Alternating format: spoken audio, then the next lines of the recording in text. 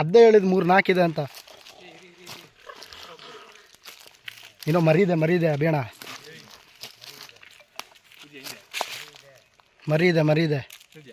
ಮರಿ ಇಲ್ಲೇ ಇರಬೇಕು. 10 ತಲ.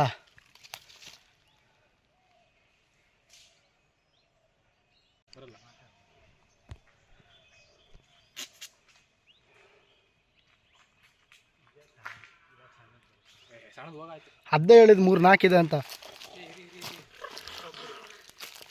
ಇನ್ನೂ ಮರಿದೆ ಬೇಣ,